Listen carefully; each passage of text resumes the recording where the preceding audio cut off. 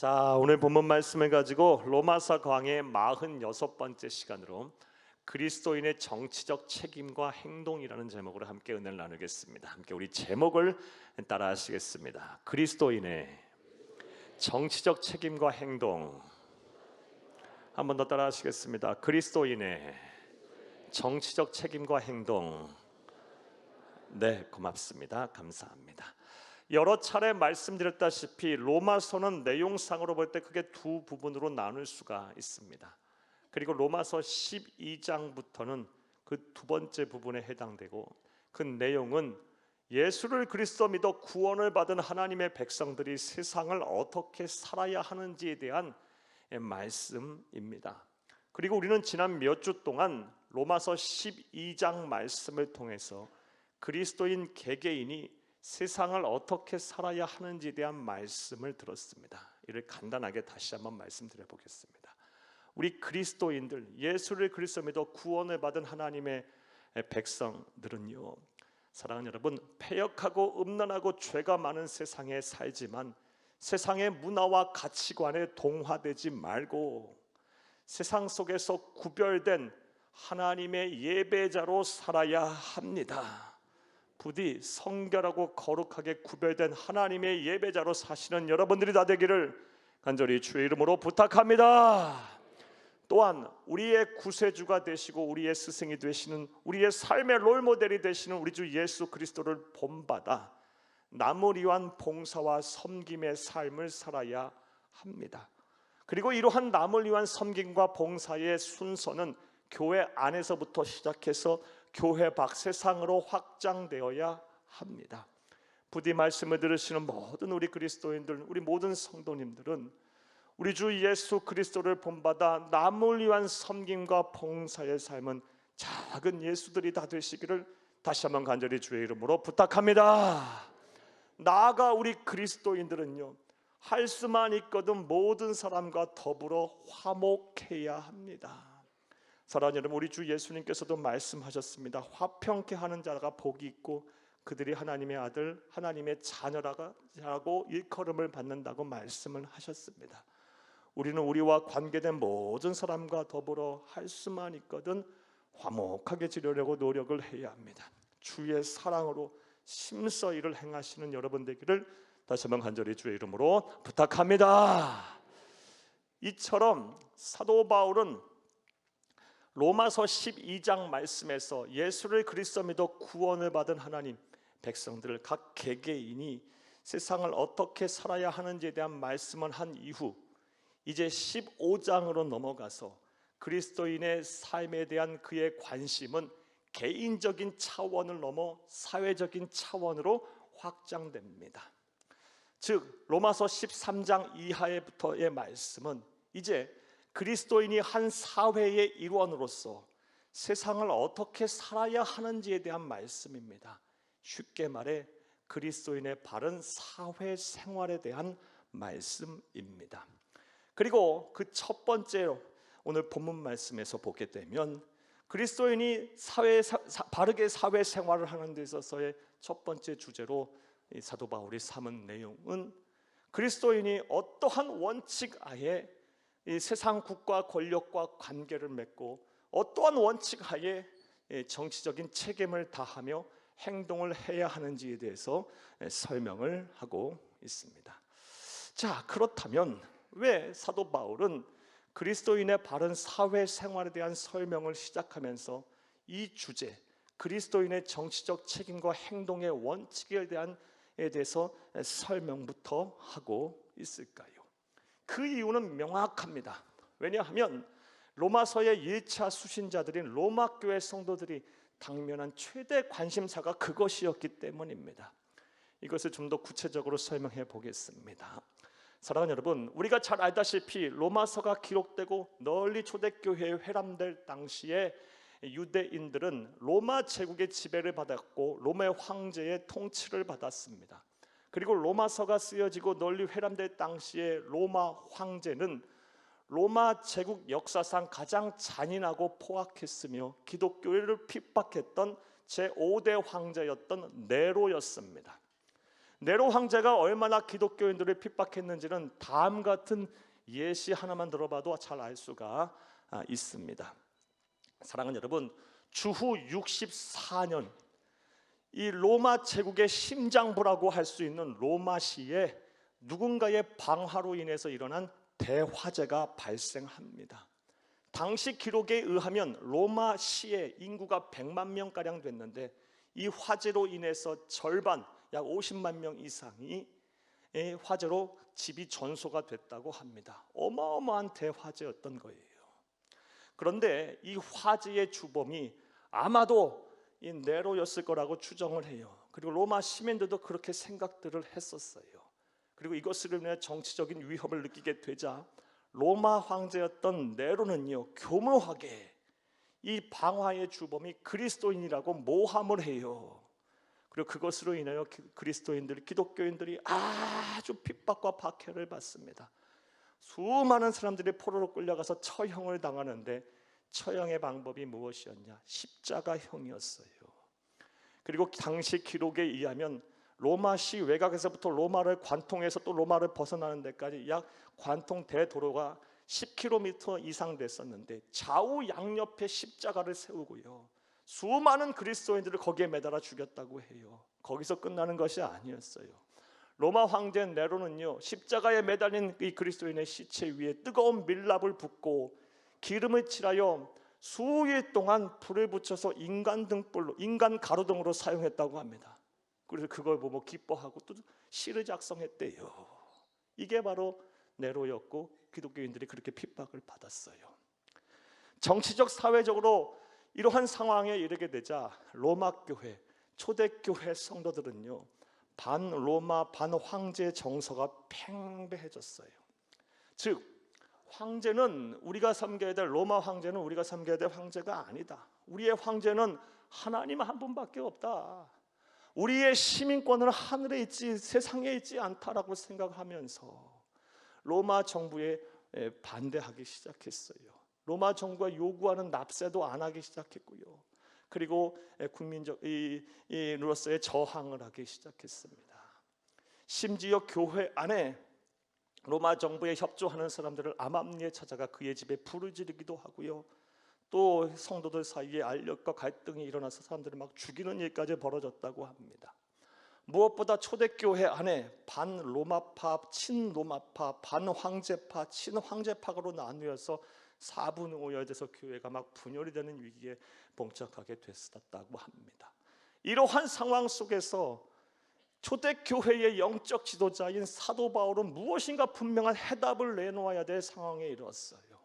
이 혼란을 정리할 필요가 있었습니다. 그래서 로마서를 쓰면서 그리스도인의 바른 사회생활에 대한 말을 하면서 그 첫 번째 주제로 우리 그리스도인들이 어떠한 원칙을 갖고 국가 권력과 관계를 맺고 그리고 이 정치에 참여하며 또 책임을 다하고 행동을 해야 하는지에서 말을 하고 있는 것입니다. 그것이 바로 본문의 내용입니다. 자, 이해되셨습니까? 자, 그런데 오늘날에도 우리 성도들 가운데 1세기 초대교회 성도들이 가졌던 그런 혼란과 유사한 혼란을 가지고 계신 분들이 많이 계십니다. 예를 한번 들어보겠습니다. 어떠한 성도들은요, 이 정치가 벌어지는 이 현장은 세속 나라이고 우리 그리스도인이 추구하는 나라는 영적인 나라이므로 이 정치, 이 현실 정치에 그리스도인 교회는 참여해서도 안 되고 개입해서도 안 된다고 생각하시는 분들이 계세요. 또 어떤 분들은 이게 무슨 소리냐, 구약 성경을 봐라, 하나님의 종으로 부름받은 선지자들과 제사장들을 봐라, 그들이 얼마나 현실 정치에 개입해서 사회 불의에 맞섰느냐, 사회 구원에 힘썼느냐 하며 이 정반대의 성경적인 해석과 신앙관을 갖고 계신 분들이 많아요. 이 정반대의 상반된 신앙관과 성경적인 해석 앞에 혼란스러워하시는 분들이 의외로 많습니다. 기독교인들이 어떤 입장을 취해야 할까요? 국가 권력과 어떤 관계를 맺어야 할까요? 현실 정치에서 어느 정도 참여를 해야 하고 어느 정도 또 거부를 해야 할까요? 이런 것 때문에 상당히 혼란해 하시는 분들이 많습니다. 그래서 오늘은 본문에서 그 답을 찾으려고 합니다. 자, 이제부터 생각을 해보겠습니다. 사랑하는 여러분, 그렇다면 그리스도인들이 어떠한 원칙 하에 국가 권력과 세상 통치자들과 관계를 맺고 그리고 정치적인 책임을 다하며 행동을 해야 할까요? 오늘 본문에서 사도 바울은 우리에게 어떠한 권면을 하고 있을까요? 자, 이제부터 따라 하시겠습니다. 첫째로, 세상 통치자의 권위를 존중해야 합니다. 세상 통치자의 권위, 권세를 존중하는 이 원칙을 가지고 정치에 참여도 하고 정치적인 책임도 다하고 행동도 하라. 이것이 바로 하나님께서 사도 바울을 통해서 우리에게 제시하시는 첫 번째 원칙입니다. 그리고 이에 대한 이유도 우리 구체적으로 오늘 본문에서 말씀을 하고 계십니다. 본문 1절과 2절을 함께 읽겠습니다. 각 사람은 위에 있는 권세들에게 복종하라. 권세는 하나님으로부터 나지 않음이 없나니 모든 권세는 다 하나님께서 정하신 바라. 그러므로 권세를 거스리는 자는 하나님의 명을 거스르니 거스리는 자들은 심판을 자취하리라. 아멘. 세상의 모든 통치자들은 다 하나님께서 세운 사람들이다. 세상의 권세는 하나님으로부터 비롯된 것이기 때문에 만약 세상 통치자의 권세와 권위를 그리스도인들이 존중하지 않는다면 그것은 곧 하나님을 존중하지 않는 것이고 하나님의 권위를 멸시하는 것이다. 이런 죄를 짓는 것이다 라고 말씀을 하고 계십니다. 이것은 구약 성경을 통해서 우리가 확인할 수 있습니다. 다니엘서 4장 32절을 함께 보겠습니다. 네가 사람에게서 쫓겨나서 들짐승과 함께 살면서 소처럼 풀을 먹을 것이요 이와 같이 7대를 지나서 지극히 높으신 이가 사람의 나라를 다스리시며 자기의 뜻대로 그것을 누구에게도 주시는 줄을 알기까지 이르리라 하더라. 아멘. 이 말씀은 고대 근동 제국의 대제국이었던 바벨론 제국의 절대 군주인 느부갓네살 왕에게 하나님께서 하신 말씀이에요. 느부갓네살이 교만이 하늘을 찔렀어요. 하나님이 계신 줄을 몰랐어요. 그러자 하나님께서 그에게 벌을 내리셔서 7년 동안 미친 사람처럼 들에 나가서 풀을 뜯어먹는 소처럼 살게 하셨고요. 7년의 때가 이르러 너의 권세가 누구로부터 비롯됐는지를 알게 하리라. 이 말씀을 하시면서 하신 말씀이에요. 하나님께서 당신의 뜻대로 누구에게든지 권세를 주시리라. 이 말씀. 모든 권세는 누구로부터 나왔다?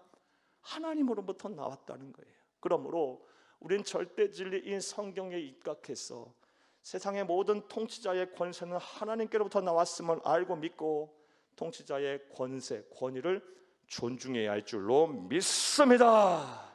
이와 관련해서 우리 개신교의 아버지들인 종교개혁자들도 한결같은 똑같은 말들을 하고 있어요. 그중에 존 칼빈의 말을 한번 들어보세요.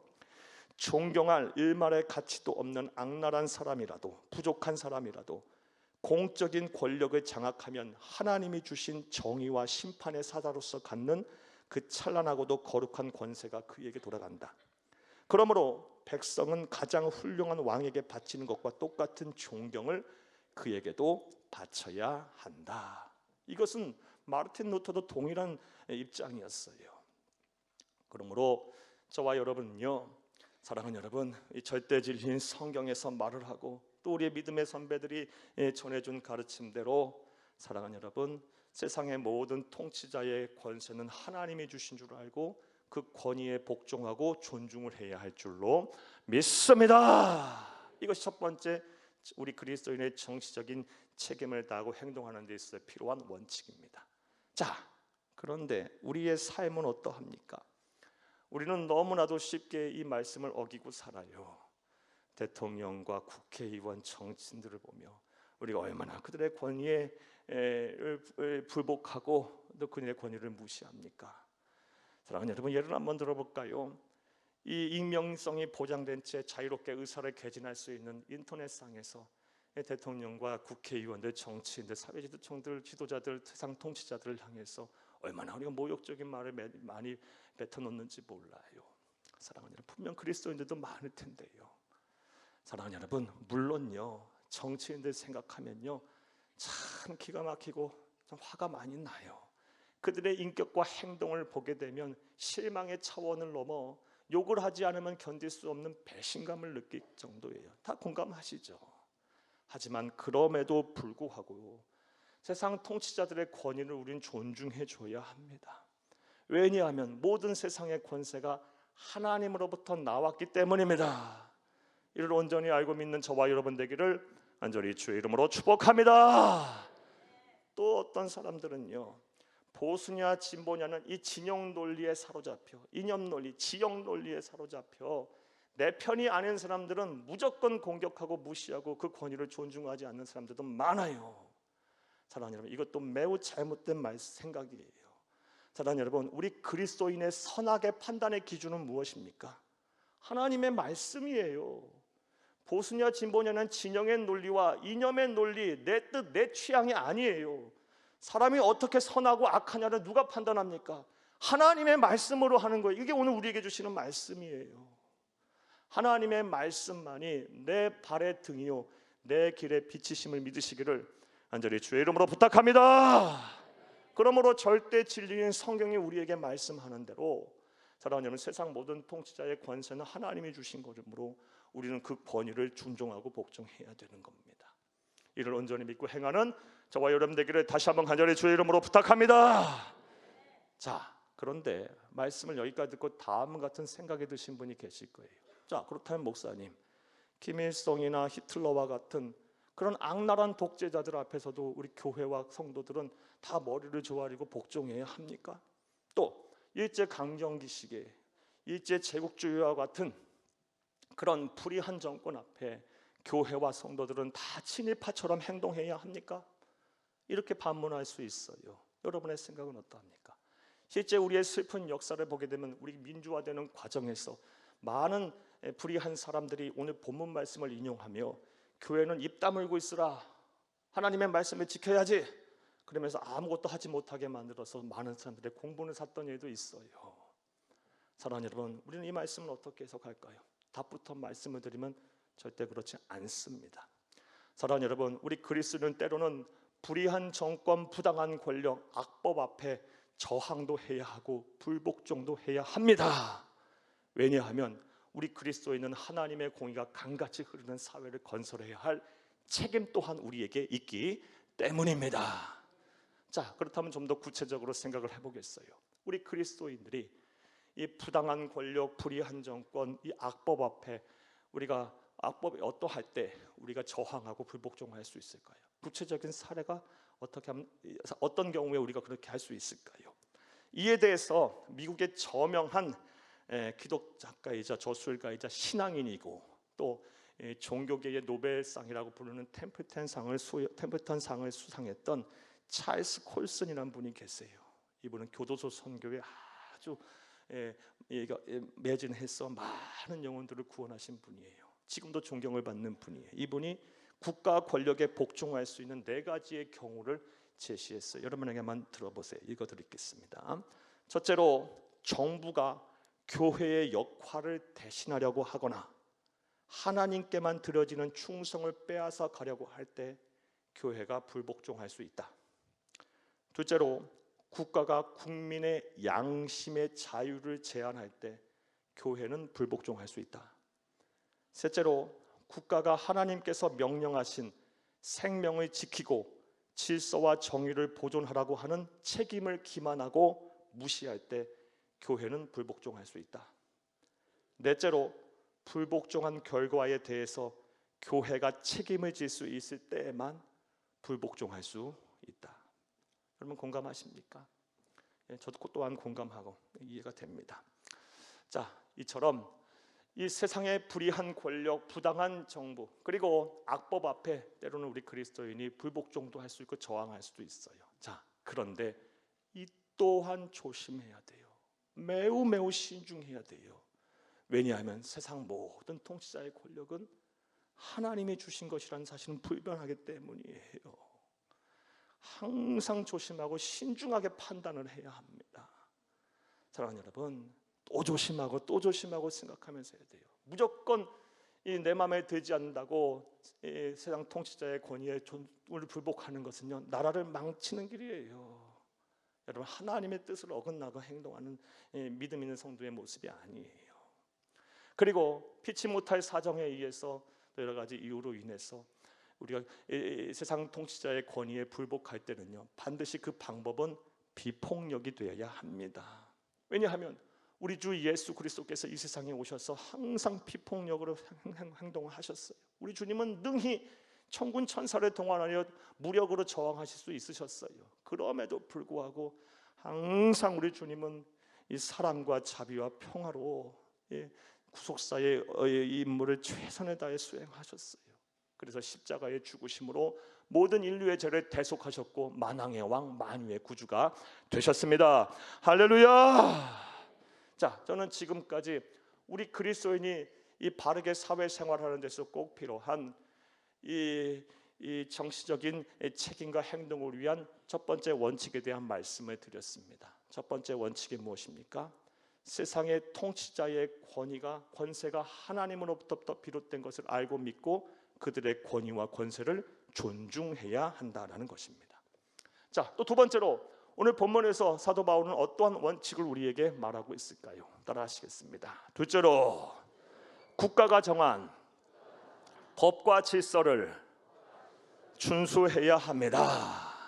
이러한 원칙 하에 정치적인 책임도 다하고 법과 질서를 준수하면서 행동도 해라. 이게 바로 오늘 우리에게 제시하시는 그리스도인의 정치적인 책임과 행동에 관한 원칙입니다. 오늘 보면 3절을 함께 보겠습니다.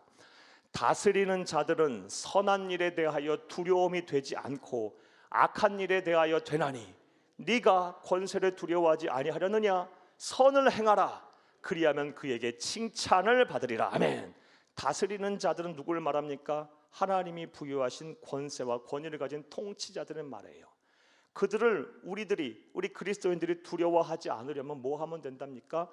선한 일을 하면 된답니다. 이 선한 일이 뭘까요? 국가가 정한 법과 질서를 준수하는 거예요. 법과 질서를 준수하면 통치자들, 다스리는 자들을 두려워할 필요도 없고 오히려 그들에게 칭찬을 받게 될 거라는 말씀입니다. 자, 4절에서는 또 다음과 같은 말씀도 하세요. 4절도 보겠습니다. 그는 하나님의 사역자가 되어 네게 선을 베푸는 자니라.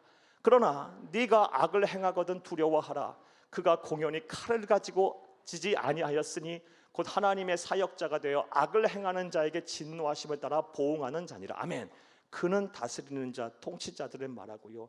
하나님은 통치자들을 하나님의 사역자로 생각하신답니다. 그래서 선을 베푸는 자라, 법을 집행하고 준수하는 자랍니다. 자, 그리고 악을 행하거든 두려워하라. 법과 질서를 어기거든 두려워하라. 누구를? 다스리는 자를, 통치자들을 두려워하라. 법을 집행하는 자를 두려워하라. 왜? 그가 하나님이 주신 칼을 갖고 있기 때문이에요. 하나님의 사역자가 내가 되어 그들은 법을 집행하면서 법을 어기고 질서를 어기는 자에게 하나님의 진노하심에 따라 보응한다고 말씀하고 계세요. 결국 3절 4절 말씀을 통해 볼 때 법을 집행하는 자나 아니면 그렇지 않은 자나 누구나 할 것 없이 사랑하는 여러분, 우리 그리스도인들은 반드시 국가가 정한 법과 질서를 준수하라라는 말씀입니다. 이러한 원칙 하에 정치적인 책임도 다하고 행동도 하는 거예요. 그런데 안타깝게도요, 우리 그리스도인 가운데 이것을 무시하는 사람들 은근히 많아요. 저 정말 많이 만나봤어요. 신앙인이라고 하면서 통치자들도 마음에 안 드는데 무슨 법을 지켜, 무슨 질서를 지켜, 자기 하고 싶은 대로 막 말하고요. 막 그래서 다른 사람의 인권과 다른 사람의 자유와 권리도 막 침해하면서까지 막 법을 어기면서 질서를 어기면서까지 막 자신이 큰 소리를 내치고 마치 영웅이나 된 것처럼 행동하시는 분들 많이 봤어요. 분명히 말씀드려요. 오늘 본문에서 뭐라고 말씀하고 계세요? 구원받은 하나님의 백성의 삶이 아니다라고 말씀하고 있어요. 우리 그리스도인들은 하나님의 말씀대로 살아야 합니다. 내 기분, 내 감정, 내 취향, 내 성향대로 사는 것이 아니에요. 사랑하는 여러분, 저와 여러분은 하나님 말씀대로 살면 되는 거예요. 그게 바로 우리가 진리 속에 거하는 것이고요, 우리가 그리스도인답게 사는 거예요. 하나님의 뜻대로 살아야 되지 않겠습니까? 국가가 정한 법과 질서를 잘 지키고 준수하면서 사랑하는 여러분, 국가와의 관계도 바르게 맺으시고 정치적인 책임도 다하며 또 행동도 하시기를 간절히 주의 이름으로 부탁합니다. 또 세 번째 원칙, 오늘 본문 말씀에서 사도 바울은 어떠한 원칙을 우리에게 말하고 있을까요? 따라하시겠습니다. 셋째로, 국민으로서 신성한 의무를 다해야 합니다. 국민으로서 의무를 신성하게 생각하고 그것을 다하면서 국가 간의 관계도 제대로 맺고 또 정치적인 책임도 다하며 행동도 하라라고 오늘 본문에서 말하고 있습니다. 사랑하는 여러분, 앞서 서두에서 말씀드린 것처럼 로마서의 최초 수신자들인 로마 교회 성도들은요, 로마 황제에 대해서 반감을 갖고 있었어요. 왜? 기독교를 까닭없이 이유 없이 핍박하고요, 막 사람들을 죽이는 마귀의 화신이었기 때문이에요. 사탄의 화신처럼 보였기 때문이에요. 그래서 그들의 시민권, 우리의 시민권은 하늘에 있지 이 세상 정부에 있지 않다라고 하면서 당시 초대교회 많은 성도들이 납세를 거부했다고 해요. 국가에서의 의무를 거부한 거예요. 이에 대해서 사도 바울은 무슨 말을 하고 있을까요? 오늘 보면 6절과 7절을 함께 보겠습니다. 너희가 조세를 바치는 것도 이로 말미암이라. 그들이 하나님의 일꾼이 되어 바로 이 일에 항상 힘쓰느니라. 모든 자에게 줄 것은 주되 조세를 받을 자에게 조세를 바치고 관세를 받을 자에게 관세를 바치고 두려워할 자를 두려워하며 존경할 자를 존경하라. 아멘. 두말하지 말고 세금 내라. 그래서 국가의 의무를 타라. 이게 그리스도인이다. 이게 구원받는 하나님의 자녀의 삶이다 라고 뭐 다른 말 붙이지 않고 말하고 있어요. 무슨 말이 더 필요합니까? 사랑하는 여러분, 그러므로 저와 여러분 예수를 그리스도 믿어 구원받은 하나님의 백성 우리 그리스도인들은요, 사랑하는 여러분, 국가가 정한 이 의무를 다함으로, 그 의무를 신성하게 생각함으로 우리가 해야 할 사명을 다 해야 할 줄로 믿습니다. 생각해 보는 건 너무나 당연한 것 아닙니까? 사랑하는 여러분, 왜냐하면 우리는 국가에 대한 많은 빚을 지고 있기 때문이에요. 여러분 생각해 보세요. 무법이 판치고 무질서가 판치며 약육강식의 국제정세 속에서 나라라는 울타리, 국가라는 울타리, 대한민국이라는 울타리가 없다면 과연 우리가 이 개인의 행복을 논하며 살 수 있을까요? 말도 안 되는 얘기예요. 아무리 통치자들의 마음에 안 들고 사회가 마음에 안 든다 하더라도 대한민국이라는 울타리가 없다면 우리는 천의 고아보다도 못한 삶을 살게 되는 거예요. 나라가 있기 때문에 개인의 행복도 있는 겁니다. 그러하기에 우리 그리스도인들은요, 나라를 지키고 나라를 유지하고 이 나라와 민족의 번영을 위해서 우리에게 부여한 의무를 다 해야 하는 겁니다. 그게 그리스도인이고 그게 구원받은 자의 삶이라고 성경은 우리에게 분명하게 말을 하고 있습니다. 자, 그렇다면 우리가 감당해야 될 국가의 의무는 무엇일까요? 이것은 성경을 찾아보는 것이 아니고 우리 법의 최상위법인 헌법을 보면 잘 알 수 있어요. 헌법에 보면 우리 국민이 감당해야 될 5대 의무가 나와요. 여러분 잘 아실 거예요. 첫 번째 의무가 무엇입니까? 우리의 자녀가 바르게 성장하도록 우리는 교육을 시켜야 할 교육의 의무가 있어요. 여러분의 자녀들 후손들 막 방관해버리고 막 놔둬버리면 안 돼요. 교육을 시킬 의무가 우리에겐 있는 거예요.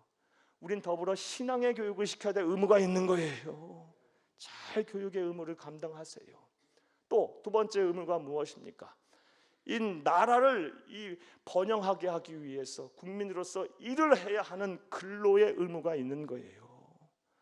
우리가 열심히 일함으로 우리 나라가 부강하게 되고 번영하게 되는 것, 이게 우리가 해야 할 의무예요.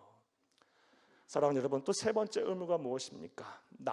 국가를 유지하기 위해서 성실하게 납세를 해야 할 이 납세의 의무가 있는 겁니다.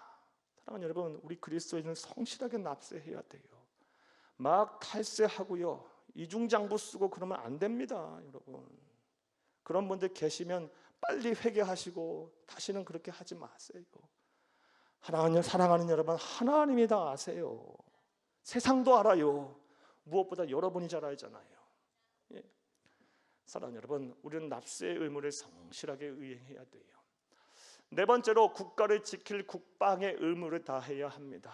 우리 청년들 때 되면 다 군대 가죠. 군대 가는 것을 자랑스럽게 생각하셔야 돼요. 저도 26개월 다 잘 갔다 왔어요. 갔다 와서 참 많이 배웠다라고 생각이 되고요, 꼭 가야 된다고 생각도 해요. 우리 모두가 다 똑같은 생각이라고 해야 된다고 봐요. 나라를 누가 지키겠어요? 우리가 지켜야죠. 국민의 번영을 누가 지키겠어요? 우리가 지켜야죠. 다섯 번째로 쾌적한 환경에서 우리가 살도록 우리는 환경 보존의 의무가 있어요. 이건 80년대 이후에 추가된 사항이에요. 개정헌법이에요. 환경을 잘 보존해야 돼요. 우리 사랑하는 여러분, 부디 이런 국민의 의무를 다 하셔서 우리 국가를 번영하게 하고 민족을 부강하게 하며 우리 사회를 번영케 하는 일에 최선을 다하기를 바라요. 이것이 바로 그리스도인의 삶이라고 우리에게 말씀하고 계시고 구원받는 하나님의 자녀의 삶이라고 바른 사회생활이라고 성경은 우리에게 오늘 얘기하고 있어요. 자, 이제 말씀을 맺겠습니다. 오늘은 로마서 13장을 시작하면서 그리스도인의 바른 사회생활이란 무엇인가 첫 번째 주제로 우리가 어떠한 원칙을 가지고 국가와 권력과 관계를 맺고 또 정치적인 책임을 다하며 행동을 해야 하는지에 대한 말씀을 들었습니다. 여러분 들으신 말씀을 상기해 보세요. 첫 번째 원칙이 무엇입니까? 세상의 모든 통치자의 권세는 하나님이 주셨음을 알고 그 권위를 존중해야 합니다. 권위를 존중하는 거예요. 아무리 안 믿고 화가 나더라도 하나님께서 그 권세를 주셨으면 인정해야 되는 거예요. 그리고 여러분 그 사람들을 위해서 욕하기 때 기도하세요. 차라리 하나님 앞에 맡기세요. 하나님이 주셨다고 했으니까 하나님이 하시겠죠. 열심히 기도하고 축복하는 거예요.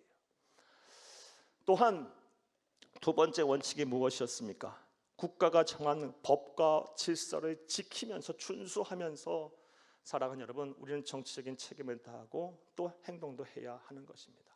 법과 질서도 지키지 않으면서 내 주장을 하고 내 권리를 주장하고 내가 뭐 정치적인 행동을 하겠다, 매우 잘못된 생각이에요. 이건 그리스도인의 삶이 아니에요. 구원받은 하나님의 자세가 아닙니다. 성경이 우리에게 요구하고 있는 말씀이 아니에요. 셋째로 국민으로서의 신성한 의무를 다하시기를 부탁을 드립니다. 여기에 한 가지 더 추가하고 싶은 내용이 있어요. 오늘 성경의 내용은 아니지만 앞서 잠깐 말씀드리기로 했고요. 사랑하는 여러분, 우리 그리스도인들은 나라와 민족을 위해 날마다 기도해야 합니다.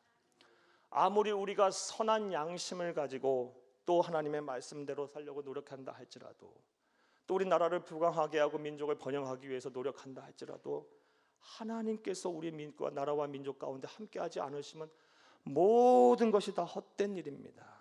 안 되는 거예요. 이와 관련한 말씀을 보겠습니다. 시편 127편 1절을 함께 읽겠습니다. 여호와께서 집을 세우지 아니하시면 세우는 자의 수고가 헛되며 여호와께서 성을 지키지 아니하시면 파수꾼의 깨어 있음이 헛되도다. 아멘. 아무 소용없다. 하나님께서 우리 나라와 민족을 향한 축복의 촛대를 다른 곳에 옮겨버리면 안 되는 거예요.